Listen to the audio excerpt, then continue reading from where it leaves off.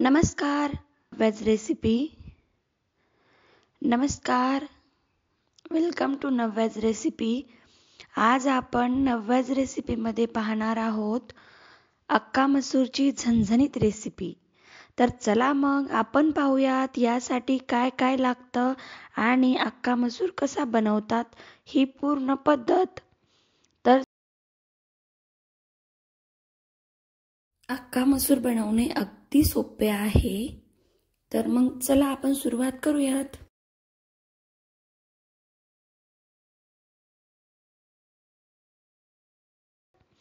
तर सर्वात अगोदर अक्का मसूर पाण्यात 2 तासासाठी भिजत घालायचा आहे, जेणेकरून ते व्यवस्थित भिजेल. नंतर मग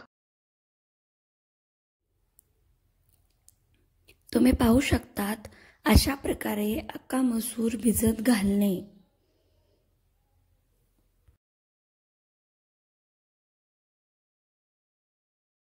तर मग आपल्याला अक्का मसूर बनवण्यासाठी पेस्ट लागणार आहे.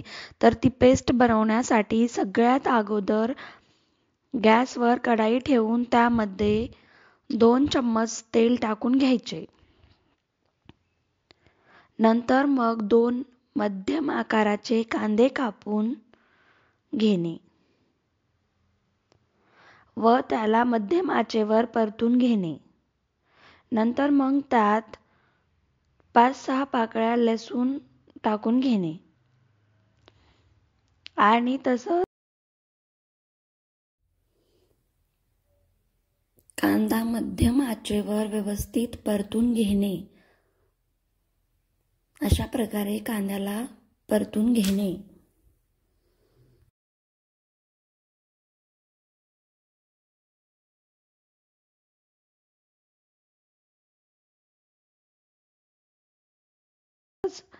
एक मोठ्या आकाराचा टोमॅटो पण कापून घेणे. हे सर्व व्यवस्थित परतून घेणे.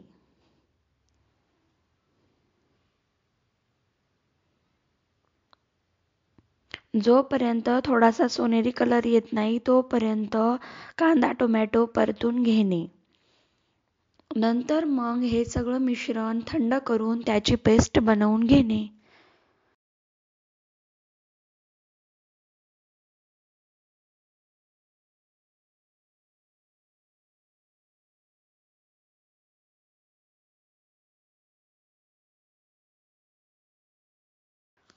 आता आपण अक्का मसूरला फोडणी देण्यासाठी गॅसवर कुकर ठेवूयात आणि कुकर गरम करून त्यात 2 ते 3 चमचे तेल टाकून घेणे.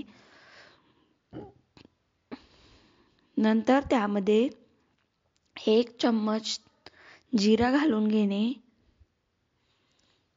1 चम्मच मोहरी टाकणे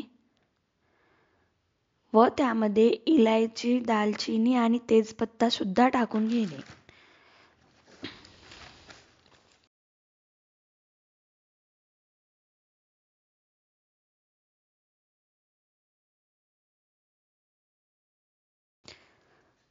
आता यामध्ये आपण बारीक कापलेली हिरवी मिरच पण घालूयात. नंतर मग आपण बनवलेली कांदा टोमॅटो पेस्ट टाकून घेणे. ही पेस्ट व्यवस्थित फ्राय करून घेणे.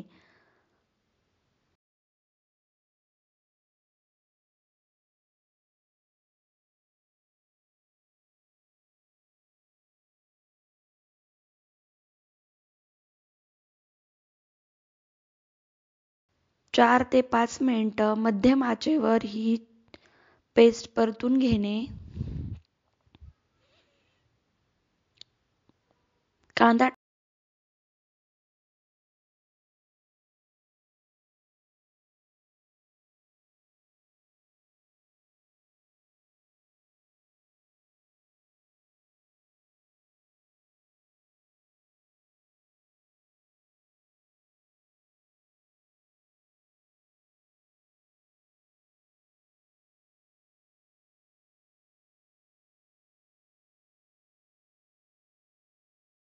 टोमॅटो पेस्ट व्यवस्थित फ्राय झाल्यानंतर त्यामध्ये 1 चम्मच लाल तिखट, 1 चम्मच गरम मसाला आणि 1 चम्मच हळद टाकून घेणे.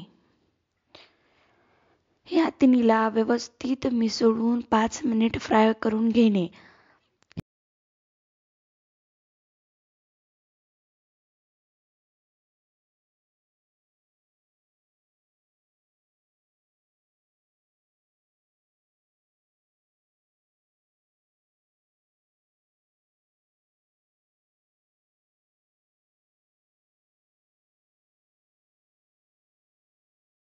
हे सर्व तोपर्यंत फ्राय करून घेणे जोपर्यंत ते पेस्ट तेल सोडत नाही. नंतर मग त्यामध्ये आपण फ्राय करून घेणे. तुम्ही पाहू शकता किती सुंदर आणि झणझणीत दिसते ही आपली अख्खा मसूरची फोडणी. अशा प्रकारे व्यवस्थित फ्राय झाल्यानंतर मग त्यामध्ये आपण भिजत घातलेला अख्खा मसूर टाकून घेणे आणि त्याला व्यवस्थित मिसळून घेणे. ते सर्व एकजीव करून घेणे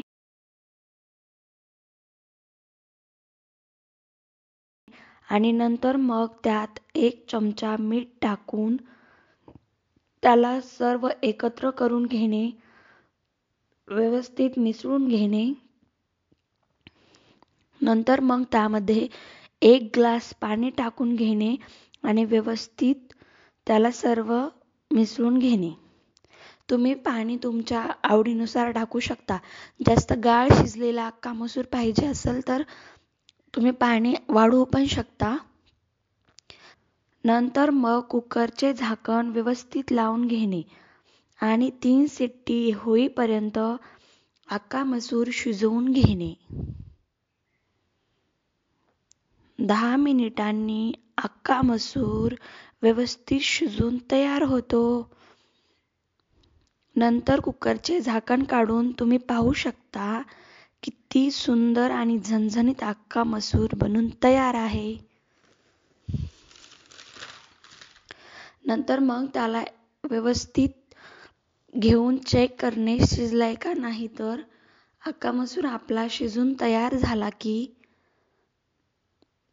तर मग आता तुम्ही कटोरीमध्ये अख्खा मसूर टाकून किंवा सर्व करून पोळीसोबत किंवा राईससोबत टेस्ट करू शकता. तर अशा प्रकारे ढाबा स्टाईलची अख्खा मसूर रेसिपी बनून तयार आहे. अगदी सोपी आणि झटपट रेसिपी. तर मग कशी वाटली तुम्हाला माझी ही अख्खा मसूरची रेसिपी सांगायला विसरू नका. माझी रेसिपी आवडली असेल तर माझ्या रेसिपीला लाईक, कमेंट, शेअर आणि माझ्या चॅनलला सबस्क्राईब करायला विसरू नका. धन्यवाद.